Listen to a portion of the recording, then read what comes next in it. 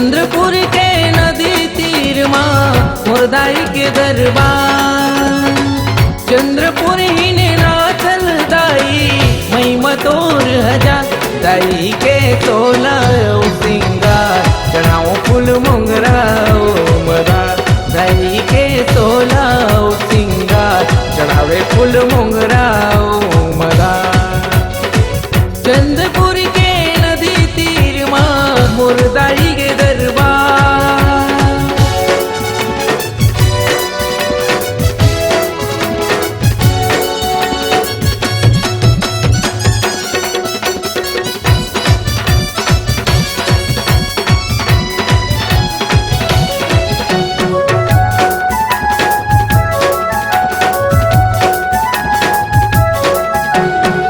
लाली लाली चुनरियो माता लाली तोर सिंगार वो।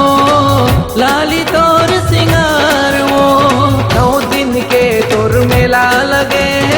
भक्त की भीड़ हजार वो। भक्त की भीड़ हजार वो। लाली लाली चुनरियो माता लाली तोर सिंगार वो। लाली तोर सिंगार वो 9 दिन के तुर मेला लगे। भक्त के भीड़ हजारों। भक्त के भीड़ हजारों। कोनो तोला दुर्गा कहे वो शक्ति के अवतार। चंद्रकस तोर चेहरा सजे सुंदर नयन कटा। दाई के तोला सिंगार चढ़ाए फूल मोंगरा मदा। दाई के तोला सिंगार चढ़ावे फूल मोंगरा मदा। चंद्रपुर के नदी तीर माँ मुरदाई के दरबार।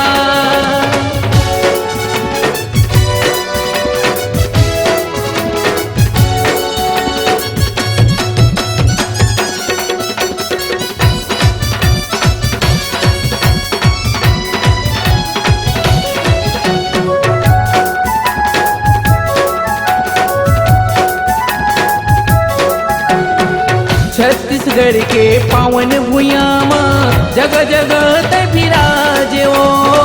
जगह जगह ते विराजे वो। कलकत्ता माँ काली मोर माता रायगढ़ के बूढ़ी माइयो। रायगढ़ के बूढ़ी माइयो।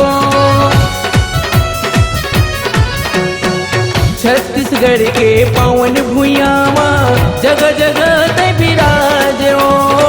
जगह जगह ते विराजे वो। कलकत्ता माँ काली मोर माता रायगढ़ के बूढ़ी माइयो। रायगढ़ के बूढ़ी माइयो। कोनो तोला दुर्गा कहे वो शक्ति के अवतार। चंद्रकस तोर चेहरा सजे सुंदर नयन कटा। दाई के तोला सिंगार चढ़ाए फूल मोंगरा मदा। दाई के तोला सिंगार चढ़ावे फूल मोंगरा मदा। चंद्रपुर के नदी तीर माँ मुरदाई के दरबार।